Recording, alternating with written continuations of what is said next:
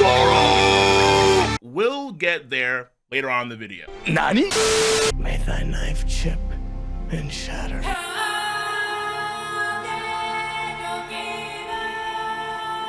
May thy knife chip and shatter. Lisa Agali, Monkey D, Luffy facing down 5 immortals. That shot was absolutely incredible. It was perfect. Perfect. Everything. We knew from the last chapter that this was gonna be like an intention, unless Oda decided to just deviate completely from Luffy and the Gorosei, which would have been madness. That would have been absolute insanity. But the fact that we have, unironically, Luffy staring down all 5 elders like he was Madara Uchiha in the final saga of Naruto, staring down all the tail beasts.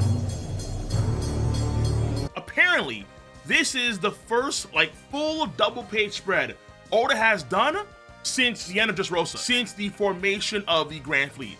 I'm not too sure about that. That could be wrong, but that's what I heard during the post-stream discussion, which, by the way, there was an issue with my stream because of copyright claims. It is what it is. Some of that background music that I had at the beginning, yeah, YouTube's like, no, no, no. So it got blocked, but it should be okay now. So you guys can go over there right now and watch the entire stream on my Cole Requiem channel, and of course on my twitch.tv as well, with the post-chapter discussion after that as well. Bro, this, man, dude, just seeing Luffy and the elders pull on up with their yokai forms. And what's very interesting is that we don't get a devil fruit ability. We just get the yokai itself. So it's no, let's say, cow fruit model Gyuki, or it's not a pig fruit model Honkai. No, no, no. It's just the Itsumade, which is Marcus Mars. It's just the Honkai, which is Top Man Walkery. It's just the Bokotsu, who is Ethan Band Venus Juro, and it's just the Sandworm, who is Shepherd Jupiter.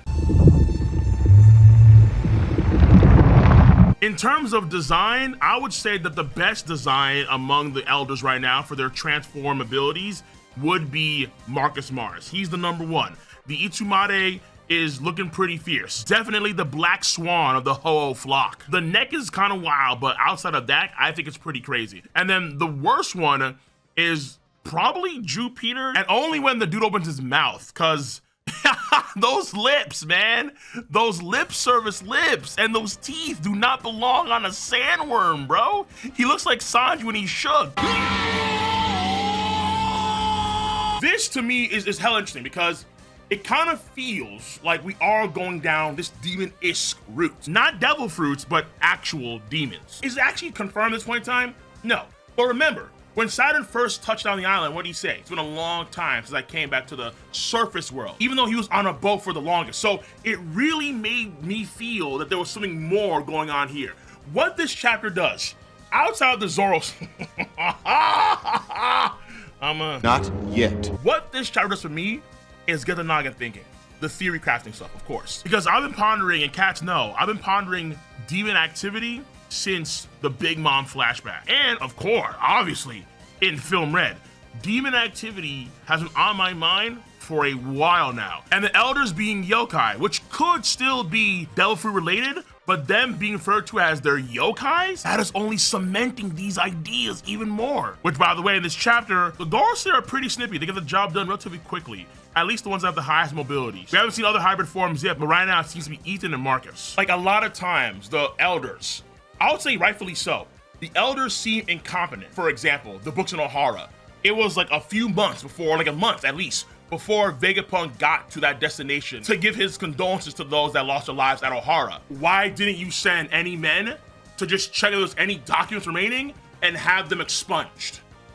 A very simple thing. But in this chapter, having Ethan just immediately go in like this crazy hybrid form, the Bokotsu skeleton-like horse, and then freeze over all of the Mark IIIs in the area, and then Marcus Mars in this giant Itsumade form, like 3 times the size of Rodan. It's looking huge, massive, flies on in immediately into the Labo strata. I'm willing to bet here that they're all immortal, just like Jay. And so in the meantime, you have the Sandworm, Jupiter, you have the Honkai, Tommen, and you have the Gyuki, Jay Garcia Saturn. They're fighting against Luffy. So it was a pretty tactful thing for them to do and do so almost immediately. And then I gotta talk about Ethan, bro. What the fuck? Yo, Ethan.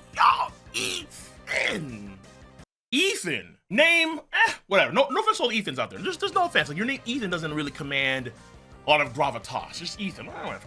But this guy pulls up with speed. At first, I thought he was doing something similar to what Mihawk did during Marineford, where he could actually perceive Luffy's movements in the middle of all the warfare. So I thought that he was able to like look from a great distance where the Mark IIIs were, and then he like instant transmission from where he was over there with Luffy to over there with the Mark IIIs. But in that one panel where we see his eyes, and we see the forest, after kind of going over it in the post-reaction, automatically a sound effect is like hoofs galloping. So he did the whole thing, got a lot of furries moist, ready for a yiff.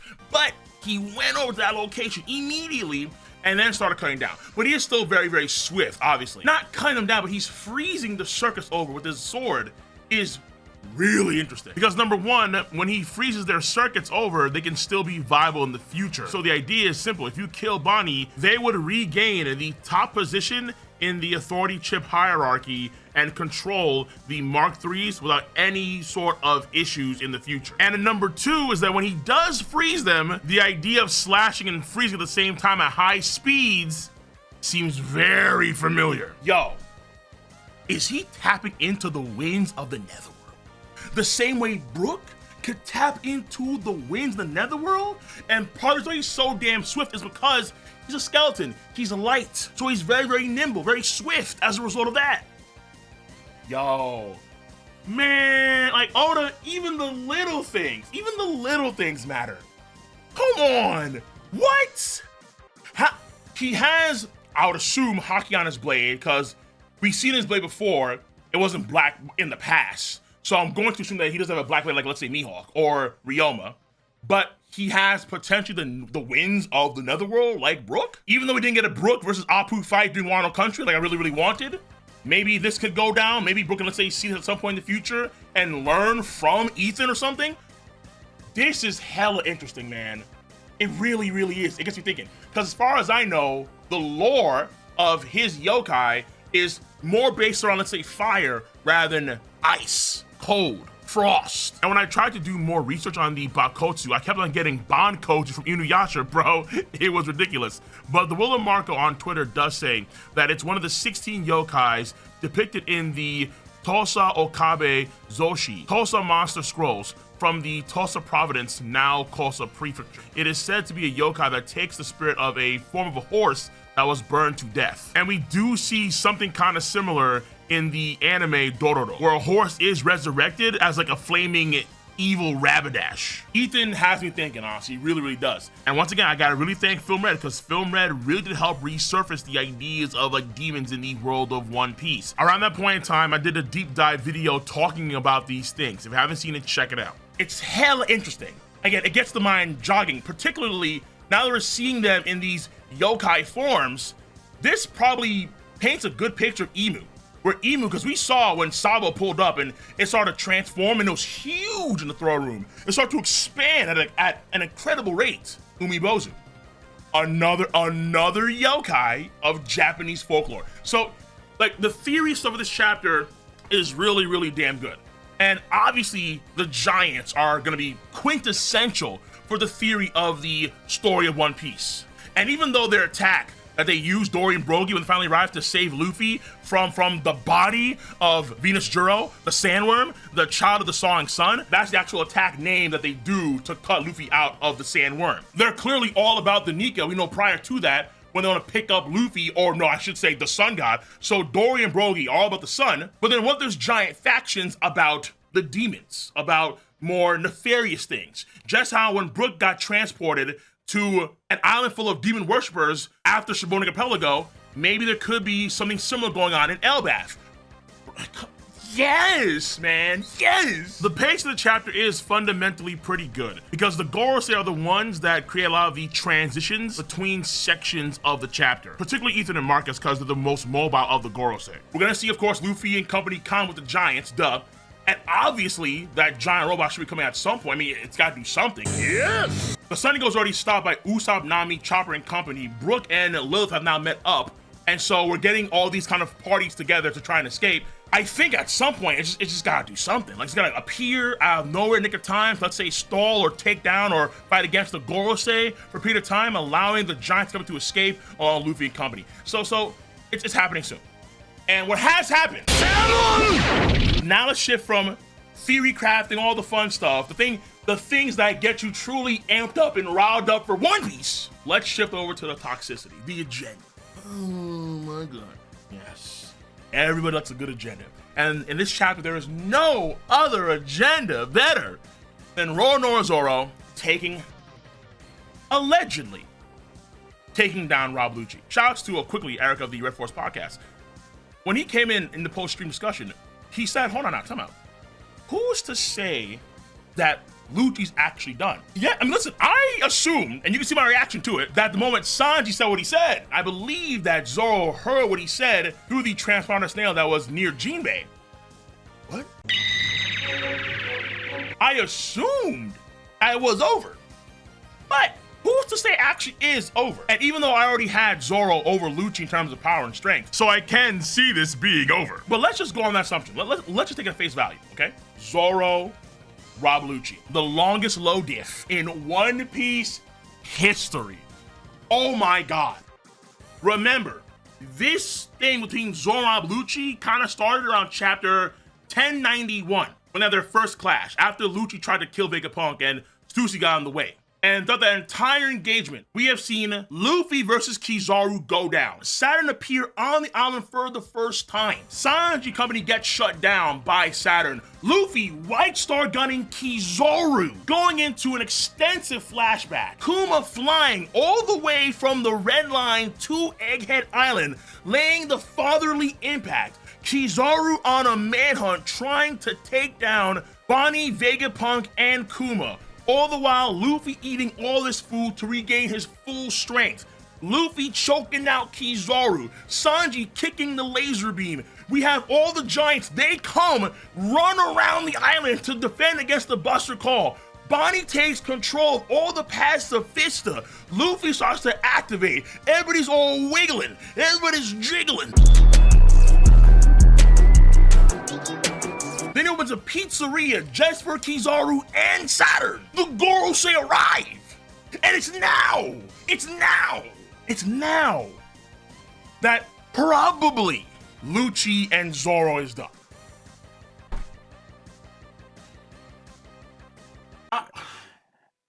That's true. The longest low diff in One Piece history. Because in my mind, this is clearly a high diff. I know folks want to say it's like a mid diff, but no. It's not even a low diff, not even close. Why? Because we saw what that looked like. Luffy decimating Rob Lucci in like 3 moves. Mo Pistol, boom. Dawn Whip, boom. Dawn Rocket, Force! Getting slept on in the middle of an attack. That's low to neck. That's Luffy. Zoro's high, as it should be. Because ultimately, we know from 1083 that Zoro was in the King of Hell form. Though, to my surprise and chagrin, there's been so many different, like, weird pseudo debates of if he has Conqueror's Haki or if it's actually King of Hell when he has the green embers on or not. It's like, wait, what? Like, since when is King of Hell not when he has the green embers on? Like, wait, what are we talking about? It's wild. He outputs like way more Haki against King of Wildfire. Mind you, Zoro's stronger now than he was against back then. And he starts the fight against Rob Lucci and 1093 in the King of Hell form. And we see the black sparks, we see the Haki, we see the fire. So, in this chapter, we see the lightning bolts, true.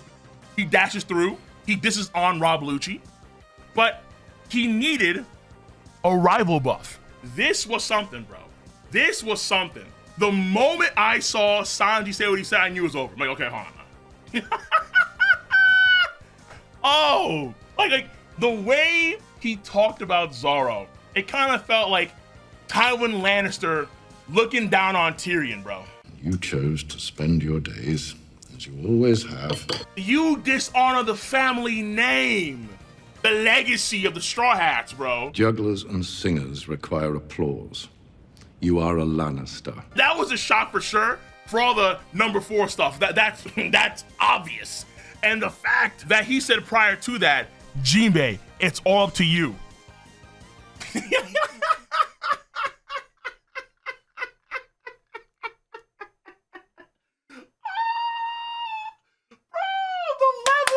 Disrespect. Zoro, no. Zoro's like, yeah, Zoro, he just couldn't, bro. But the fact that you have Jinbei saying things like, if he's still fighting, I will drag him by force if I need to. They're still going at it. It is an assertion to the level of difficulty Zoro has been having in this fight against Rob Lucci. Most of this fight has been off screen, so statements like that do matter. Obviously, a lot of folks, oh, the first name attack that he did, therefore it's like a low diff. No, there was a whole fight that happened that we didn't see, kind of like Kuzan and Garp. There was a whole battle we didn't see, and so even though he locks in, it's a lock at like round 10 of a boxing match. We're well past round 1. Rob Lucci and Zoro in round 1 doesn't compare to Rob Lucci and Zoro in round 9, round 10. Does not. For example, if Luffy goes Bajran gun against Kaido at full HP, at the beginning of their fight, Kaido is taking the Bajran gun, but he's not taking the Bajran gun and keeping it pushing at the very tail end of the fight. No. So the agenda piece does like, even though I'm like, yo, the memes were funny. Like that was an era of memes on Twitter that were hilarious. Like Bandana San, Zoro summoning Mahoraga, Jinbei, bro. Hey, yo, those memes are hilarious. Funny as hell. Funny as hell. And they're gonna keep on happening in the future, odds are. As long as there's a belief by many die-hard Zoro fans that Zoro is even remotely close to Luffy. Just in general, people still think it's like the good old days of Whiskey Peak. Swords, fish, which one's stronger? Let's go. Luffy is not only beating Zoro, he's beating his whole crew 1v8 if he needs to. Luffy is just unbelievably powerful. And the Rob Lucci case, I think, is just self-evident of that. Luffy needed 1 round, Zoro needed 10, and needed a rival buff at the end of round 10 to finally get the job done. And honestly, again, if Eric is right, this could go on to round 12. Who knows? I'm not too sure. I would say it's over. But like Lucci and Zoro, Lucci and Luffy, it's not even a contest, man. Like Luffy, but it makes sense. Like I don't understand why it's such a big deal. Like why is that such a bad thing?